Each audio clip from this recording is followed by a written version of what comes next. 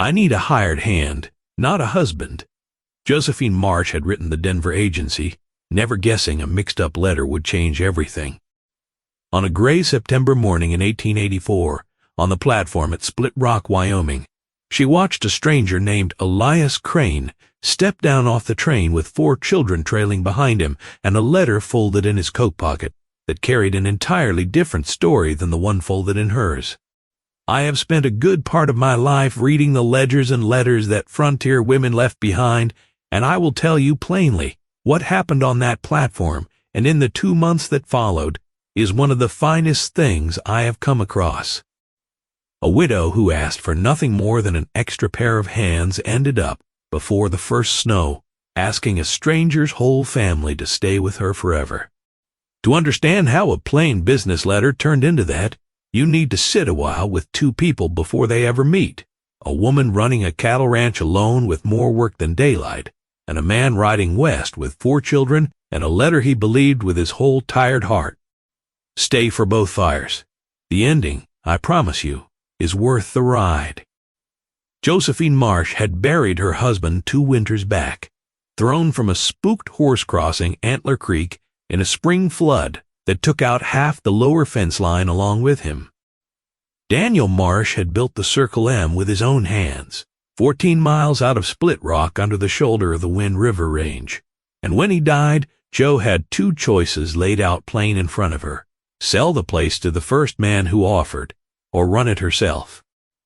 She was 29 years old, and she had never once in her life been the kind of woman who took the easy road when a harder one led somewhere better.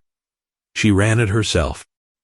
She kept the account books in a hand steadier than her husband's had ever been. She could rope a calf doctor, a sick heifer through the night, and read weather off the color of the mountains better than most men who had ranched that country 3 times as long.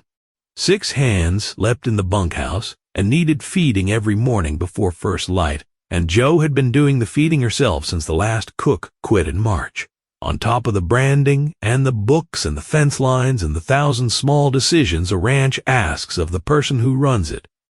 She was not tired in the way that shows. She was tired in the way that settles into the bones and stays there. She was also, whatever the hands like to say, not lonely in the way people assumed. She missed Daniel the way you miss a limb, a constant, dull awareness rather than a fresh wound. What she wanted was not company. What she wanted was help, and she was honest enough with herself to write exactly that in the letter she sent to the placement agency in Denver in June, 4 months before that gray September morning. Experienced hand, cooking and household both. Widowed preferred. Private room, fair wage. She had not written lonely. She had not written husband. She had written what she needed and trusted the agency to send exactly that. Elias Crane's fire burned a different color out on a rented quarter section in Ellsworth County, Kansas, where his wife Ruth had died of a fever 2 winters back, the same fever that took a dozen families in that county that year and left the rest of them digging graves in frozen ground. Elias had 4 children and a lease he could no longer make the payments on, and a particular kind of grief that men of his sort carry quietly, working through it with their hands because their mouths were never built for saying such things out loud. Nathaniel was 15, tall enough now to be mistaken for a man from a distance, and he had carried the weight of being the oldest since the day his mother died, watching his father's shoulders bow a little more each season. Caleb was 12, watchful and nearly silent, the kind of boy who noticed everything and kept most of it to himself. Sam was 9 and talked enough for the whole family combined, a boy who had never met, a silence he didn't feel obligated to fill. Toby was 6, the baby, and had not yet learned that trust was supposed to be handed out slowly with conditions attached. When the lease fell through in August, Elias wrote to a placement agency in Denver, the same one as it happened, though neither he nor Jo would learn that for some time. He was plain about his situation and vague about his hope, the way a proud man is vague when he wants something he's half ashamed to want. What came back was a letter confirming that one Elias Crane, widower, had been matched with a suitable widow, Mrs. Josephine Marsh of Split Rock, Wyoming, for a domestic arrangement with the intent of marriage. Elias read that letter to his children at the kitchen table by lamplight, and for the first time since Ruth died, Toby's whole face lit up, and he wanted to know if they were finally going to have a mother again. Elias did not correct him. He wanted more than he had wanted almost anything for it to be true. The train ride took the better part of 4 days. Sam talked through most of Nebraska. Toby fell asleep against his father's arm somewhere past the Wyoming line. Nathaniel sat with his jaw set the way it had been set for 2 years, watching the country go by and trying not to hope too hard, because hoping too hard was a thing that had cost him before. The platform at Split Rock was thin with cold that morning, the kind of September chill that promises an early winter in the mountains. Joe had driven the wagon in before dawn, tied it at the rail, and stood there for the better part of 20 minutes with her coat collar up, watching the track for smoke. She had pictured, if she pictured anything, an older man, weathered, maybe a widower, with grown children already gone, someone who could take half the work off her shoulders without adding much to the household. What stepped off that train was not that. A man not yet 40, broad through the shoulders in the particular way of someone who had spent his life behind a plow and a fence post, with tired eyes and a face that hadn't shaved in 2 days, and behind him 4 children in a stair-step line, the tallest boy carrying a trunk nearly as big as he was. He found her among the handful of people on the platform the way a man finds the one thing he's looking for. He stopped in front of her. Mrs. Marsh, not quite a question, and not quite sure of itself either. Mr. Crane. She looked past him at the 4 children. The agency didn't mention 4. No, ma'am. He shook his head slightly. I don't suppose it mentioned much of anything to you at all.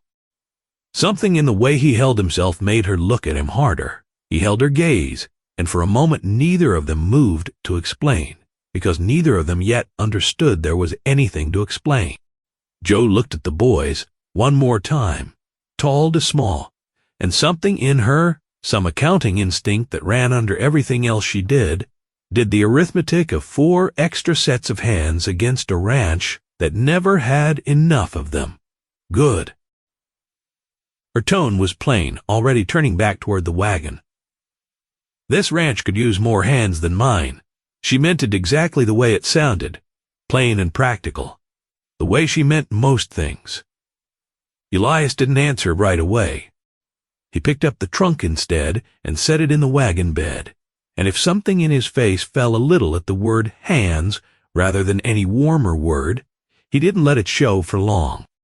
Toby, half asleep on his feet, reached up and took hold of 2 of Joe's fingers without being invited to, the way small children do when they've simply decided a person is safe. Joe looked down at him and did not pull her hand away. That was how it started. Neither of them, in that first exchange on a cold platform, thought to ask the one question that would have spared them both several weeks of quiet confusion. Joe had hired help. Elias believed he had walked into a family. The agency, it would become clear much later, had written 2 different letters and given 2 different people 2 different truths, and put them both on the same train without either truth catching up to the other. The ride out to the Circle M took 2 hours over rutted road, the Wind River peaks holding their first dusting of early snow off to the west, the grass already gone the color of old rope. Sam talked the whole way, about the train, about a peddler 2 cars up who'd sold him a jackknife, about a jackrabbit he'd seen from the window that he swore was the size of a dog. Joe let him talk. Caleb sat with his hands folded and his eyes moving over everything, the fence lines, the cattle scattered on the far hills, the shape of the mountains, filing it all away behind a face that gave nothing back. Nathaniel rode in the wagon bed and watched the back of Joe's head, the way a man watches a card player he hasn't decided whether to trust. Toby slept against his father's side until the wagon crested the last rise and the ranch came into view below them. The house, the barn, the bunkhouse, the water tower Daniel had built the summer before he died. Toby woke at the sound of the wagon, slowing. He looked at the house and the barn and the corrals full of horses, and he turned to his father with the flat, serious voice of a 6-year-old settling an important question. Was this theirs? Now Elias let him know it belonged to Mrs. Marsh. Toby considered this with the gravity small children bring to matters that concern them directly.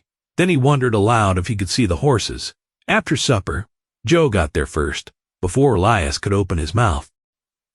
Toby nodded like a man closing a deal, and then he held up his arms to be lifted down from the wagon. And he held them up, not toward his father, but toward Joe, looking at her the whole time he did it. Joe lifted him down and set him on the ground. It was such a small thing. She would think about it later, and not entirely know what to make of it, except that something in her chest had shifted the way a gate shifts on an oiled hinge, quiet and complete, before she'd even decided to let it. The kitchen that first evening was in worse shape than Joe generally let it get, the cook having quit in March and Joe having managed no more than the basics since. Elias looked at the stovetop, the state of the pantry, the good skillet shoved under the table for reasons no one could explain, and rolled up his sleeves after supper, and started scrubbing before anyone had to ask him twice. Caleb appeared at his elbow without a word, and began drying what his father washed. It was the first thing Joe noticed about Elias Crane that revealed more than his letter ever could, that he worked without anyone prompting him and without making a show of it the same way she did. The bunkhouse hands were slower to warm. Amos Whitt and the two Odom brothers had run the place alongside Joe for 2 years, and were plainly unsure what to make of a man showing up with 4 children and no clear standing in the household. They watched Elias the way ranch hands watch anyone new, not unkindly, just waiting to see what he was made of. On the second morning, Joe put breakfast on the table before dawn, only this time it was Elias's biscuits and Elias's coffee and eggs he'd fried while she was out checking a heifer that had gone down in the night. Whit took one bite of the biscuit and set it down slow, like a man setting down something he was afraid of dropping. Lord have mercy. The words came out low, like a man startled by his own coffee. Don't blaspheme at the table, one of the Odom brothers cut in. That wasn't blasphemy, Whit pointed his fork at the ceiling. That was a prayer. By noon the hands were entirely on Elias's side, which was not nothing. On a ranch where a man's standing got decided by what he did before breakfast and confirmed by what he did after, Nathaniel was slower. He was 15 and carried a weight most 15-year-olds never have to touch. The awareness of being the oldest in a family with a hole where a mother used to be, and he had watched his father hope before, and watched that hope cost him. He didn't offer help. He didn't offer conversation. He mostly stood at a distance and watched. On the third day, Joe found him in the barn while she was working a stuck bolt on the hay wagon's axle, cursing it under her breath, in a way that would have scandalized the church ladies in town. Nathaniel stood in the doorway a while before he found the nerve to say anything. "Hand me that wrench." Joe didn't look up, left side. He handed it to her.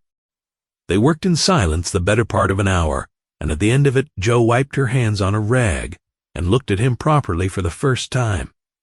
"You've got a good eye for what's out of line." There was real respect in her voice now. "That's not a small thing on a ranch." Nathaniel didn't answer, but he came back to the barn the next morning, and the one after that, and within a week he had become, without either of them naming it out loud, Joe's second set of hands whenever there was ironwork to be done. Caleb attached himself differently, the way quiet children do, by watching until he understood a place well enough to be useful in it without being told. 3 days into the second week he appeared at Joe's side while she was checking the water level in the tower, and without being asked, handed up the measuring stick the moment her hand went out looking for it. "You watch things close." Well, I studied him a moment. "Yes, ma'am. What do you see when you watch?" Caleb thought about the question with real seriousness before he found his answer. I see you check that tower every morning before the hands are up. I see you walk the east fence most evenings by yourself, and I see you haven't gone into the room at the end of the hall since we got here. Joe went still. I think that was Mr. Marsh's room. It came out like a fact, not a guess, the way Caleb delivered most things. She didn't answer right away. When she did, her voice had gone quieter than usual. You're right, it was. My mama used to say some rooms just need time. Caleb kept his eyes on the water line. She meant my father's tools after he died. She never could go near them either, not for a long while. Joe fitted the cap back onto the water line with hands that were not quite as steady as they had been a minute before. Your mama sounds like she understood a thing or two. Yes, ma'am. Caleb went back to whatever he'd been doing before, and Joe stood at the top of that tower a good while longer than the job required, looking east, toward the fence line and the mountains beyond it. Sam talked, Caleb watched, Nathaniel worked. And Toby followed Joe everywhere the way a shadow follows the sun. 3 steps behind her from the house to the barn, offering nothing, asking for nothing, simply present, shouting up useful information whenever she climbed into the hayloft. There's a barn cat with kittens under the ladder. Pa says supper's near ready. Mrs. Marsh, I can't find my other boot. Have you seen it? On the 5th evening, Toby fell asleep at the supper table. Chin dropped to his chest, entirely given over to sleep. Elias started to rise to carry him off. I'll take him. Joe was already standing. Something crossed Elias's face there, and gone, and he sat back down. Second door on the left. It was all he managed. Joe lifted Toby, the careful way you lift something you're trying not to wake, his head dropping heavy against her shoulder, and carried him down the hall and laid him in his bed and pulled the quilt up over him. He didn't stir, but his small hand, in his sleep, closed around 2 of her fingers the same way it had on the platform and held on. Joe stood there, longer than the moment required before she made herself go back to the kitchen, where Elias was looking hard at his coffee, and neither of them had much to say for a while. Every morning after that, before the sun cleared the mountains, Joe stood at her bedroom window and looked out at the dark shapes of the barn and the corrals, and thought more than once that this had become a good place again, better than it had been in 2 years. And then she would think about the letter she had written, and the 4 children now asleep down the hall, and the fact that she had never once, in the whole plain business of it, confirmed with Elias Crane exactly what he believed he'd come here for. It was Elias who found the answer to that first, and not on purpose. On the 11th day, a letter arrived on the Thursday mail run addressed to him, forwarded on from the Denver agency after he'd written weeks back asking after his final placement terms. He read it standing in the yard with the horses stamping behind him, and his face for a long moment did not do very much at all. He found Joe in the kitchen, elbow deep, in a pot of stew that smelled like it had taken half the afternoon. There's something you should see. He held out the letter. Joe dried her hands on her apron and read it standing in the doorway. It confirmed that one Elias Crane, widower, had been matched by the Denver Placement Bureau with a suitable widow, Mrs. Josephine Marsh of Split Rock, Wyoming, for the purpose of a domestic arrangement with the intent of marriage. With the intent of marriage, Joe set the letter down on the table very carefully, the way you set down something that might shatter. I wrote to that agency asking for a hired hand. Joe's voice had gone flat. Cooking and household, both. I never once wrote the word husband or wife or marriage. I know that now. Elias exhaled slowly. I didn't. When I got on that train, I promised my children we were coming to a home. I promised Toby there'd be a mother waiting at the end of the line. He stopped and looked at the floor and started again, quieter. He's been calling you Mrs. Marsh to my face, and something a good deal warmer than that in his own head for 3 weeks. I let him believe it because I believed it too.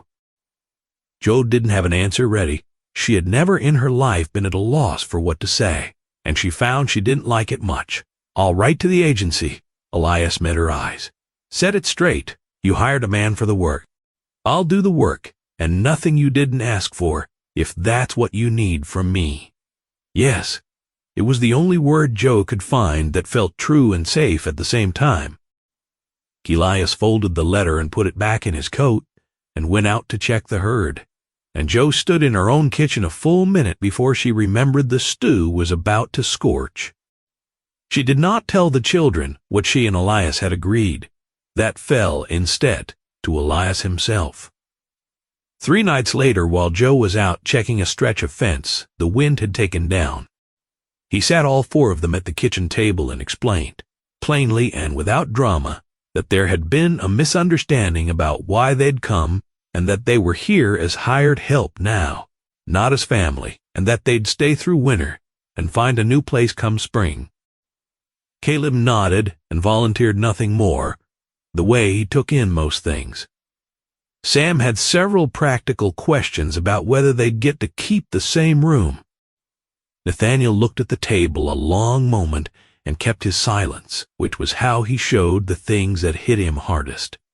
Toby piped up, "But I like it here." "I know, bud." Elias reached over and squeezed his shoulder. "Does Miss Marsh know it's a misunderstanding?" "She knows."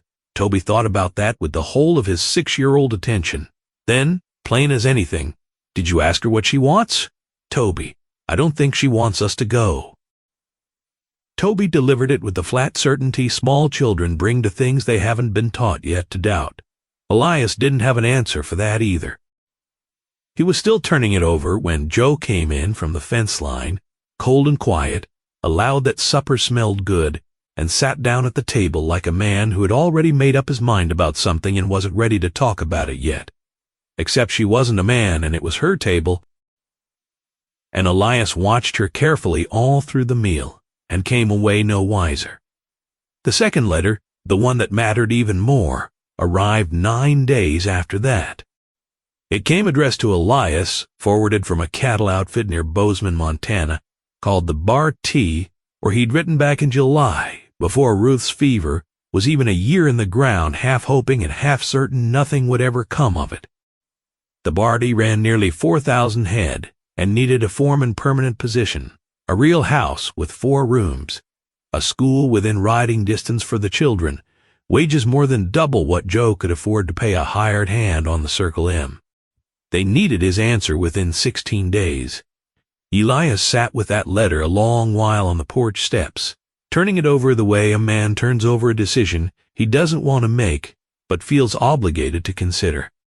It was, by any honest measure, a better offer than the one he currently had, which was work and board and no clear name for what he and his children were to the woman whose kitchen they lived in. It was stability. It was the kind of thing a responsible father was supposed to choose without hesitating. He did not show the letter to Joe. He folded it into the bottom of his trunk, under a shirt he never wore, and tried to think clearly, which turned out to be a good deal harder than it should have been. The problem, he kept telling himself, was not Joe specifically. He tried very hard to think about it that way. The problem was the rhythm of the place. Mornings cold and clean, the particular gold the light took on over the eastern range at supper time, the sound of Joe's boots on the porch before dawn, steady as a clock, the way the hands had started calling his children by name like they belonged there. The problem was that somewhere in 6 weeks he had stopped thinking of the Circle M as a stop on the way to somewhere else and started thinking of it as home, and he had not been hired to feel that way. He had been hired to fix fences and haul feed and nothing more. Joe noticed the change in him before he mentioned it.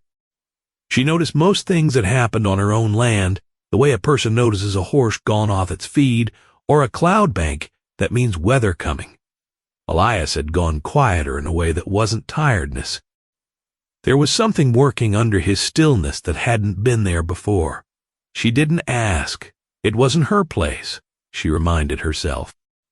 She had made that plain enough 3 weeks back, with considerable and total stupidity, standing in her own kitchen, telling a good man he was hired help and nothing more, when every night since then she'd found some reason to walk past the barn a little slower, or set an extra biscuit on his plate before anyone noticed, or listen for his voice in the yard the way she used to listen for Daniel's. She thought about everything she had swallowed rather than spoken in that kitchen 3 weeks back, that the arrangement the agency described didn't sound like something she'd have minded if she'd let herself consider it honestly, that she'd stopped sleeping easy for reasons that had nothing to do with the ranch. None of it had crossed her lips, because Jo Marsh had spent 29 years being a woman who did not put a thing into words until she was sure of the ground under her boots, and the ground at the moment felt considerably less sure than she liked. It was Nathaniel who finally moved things forward 8 days before the Bozeman letter's deadline, the way it was often the quiet, wary ones who ended up carrying the truth nobody else would say out loud.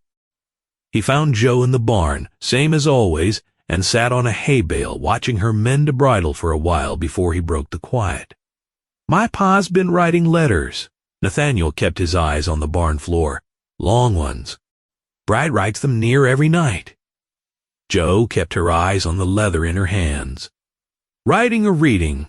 "Both, some nights. There's one he keeps in the bottom of his trunk. I wasn't snooping. I was looking for a shirt he borrowed off me." Nathaniel picked at a piece of straw. "It's from a big outfit up in Montana. Foreman's job, real house. He hasn't told any of us, but I think he's going to say yes. I think he believes he has to on account of us." Jo set the bridle down. "You want to know something?" Nathaniel's voice had gone flat and careful. The voice of a boy who had learned to weigh his words before spending them. "Toby used to wake up near every night since Mama died. Bad dreams, crying, the whole house up with him. Happened at every place we stayed since. He hasn't done it once since we got here. Not one time in 6 weeks." Jo didn't trust her voice enough to answer right away. "I'm not asking you to do anything about it." Nathaniel stood. "I just thought you should know before he says yes to Montana." He moved toward the barn door, then stopped with his hand on the frame. "He's going to take it if nobody stops him. 16 days, then 8. Then it'll be gone." He left. Jo stood alone in the barn a long time after, listening to the wind picking up outside, watching clouds gather over the peaks that would mean an early snow by morning. There was fencing that needed mending before winter came in, hard, 100 small chores stacked up the way they always were on a working ranch, and Jo Marsh stood perfectly still in the middle of all of it, because a 15-year-old boy had just rearranged something in her chest that she hadn't given him permission to touch. She found Elias 2 evenings later, sitting on the porch steps in the last of the light, the Bozeman letter folded in his hand, like he'd been reading it again. He looked up when he heard her boots on the boards, and something in his face braced itself the way a man braces for a door about to close. Nathaniel let it slip about Montana. Jo got there before he could, because she had decided somewhere in the last 2 days that she was done letting the wrong moment pass her by. Elias didn't try to deny it. It's a good position, real wages, a house with enough rooms that the boys wouldn't have to share, a school close enough to ride to. He looked out at the corrals instead of at her. It's the kind of thing a father's supposed to want for his children. "Is it the kind of thing you want?" He was quiet. A long moment. "I want them safe. I want a place that's really ours. Not borrowed. That's not the question I put to you." Jo held his gaze. He looked at her then, and whatever he'd been holding steady in his face for 6 weeks slipped a little. "I promised the boys, when we got off that train, that we'd found a home. I believed it for the length of about one supper before I found out it was hired work and nothing more. I've spent every day since trying to be the kind of man who does the job he was hired for and doesn't ask for what wasn't offered him. And Montana doesn't ask me to want something I can't have." He looked down at his hands. "It just asks me to work." Jo sat down on the step beside him, close enough that their shoulders nearly touched, and for a while neither of them had anything more to say. The wind moved through the yard. Somewhere in the bunkhouse, one of the Odom brothers was singing something low and off-key to himself. "I only ever wrote that agency for a hired hand." Joe finally let herself say it. That was the only kind of help I let myself believe I was allowed to want. I'd been telling myself for 2 years that this ranch was enough, that Daniel's memory was enough, that I didn't need anything more than what I could earn with my own 2 hands. She looked at him. I was wrong about that. I've known it for about 3 weeks, and I've been too proud, or too scared, to say so out loud. Elias went very still.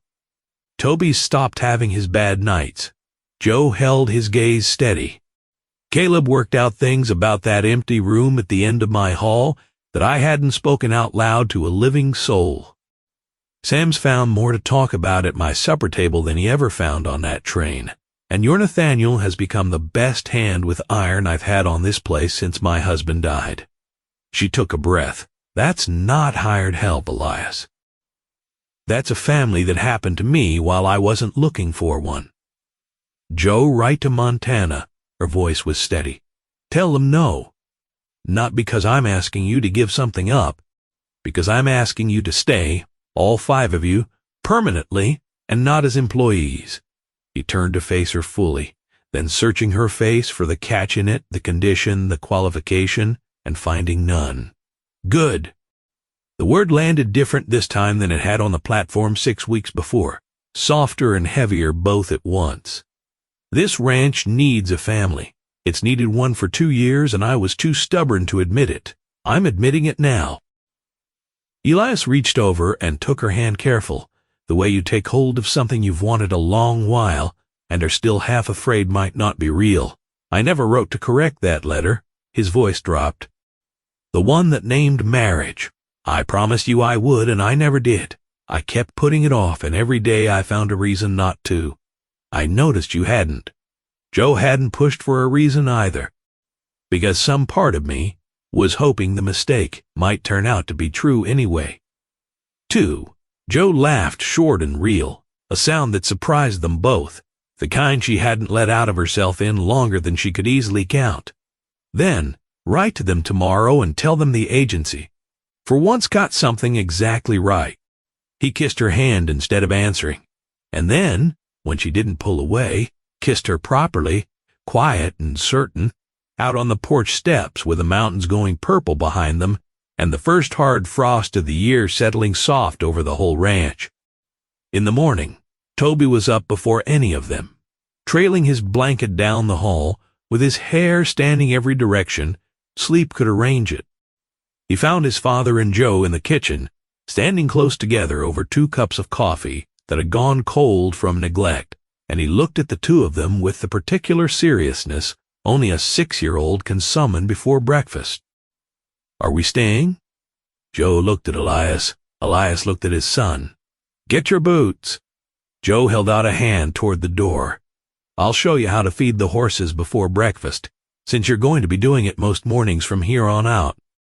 Toby's whole face opened up like a window thrown wide to spring, and he dropped his blanket right there on the kitchen floor and ran for his boots without another word needed.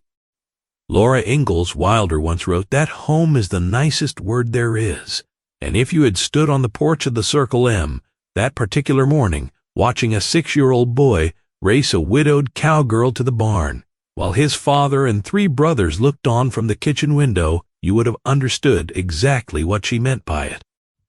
Some things get decided in a letter mailed off in good faith and misread by strangers who never meant any harm by it. Some things get decided on a cold platform in 6 careless words a woman didn't yet know. She meant, and some things get decided on a porch step at dusk, or in a kitchen at first light, or in a single unthinking moment, a small boy holds up his arms to a woman he has already, quietly, chosen as his own. That was how it started at the Circle M. That, as near as I've ever been able to tell it, is how it stayed. If this is the kind of story that finds its way into your evening and keeps you company a while, there are more of them waiting, complete from first hoofbeat to last, right here on the Cowgirl Chronicles. Come sit by the fire a little longer next time. I'll leave the gate open for you.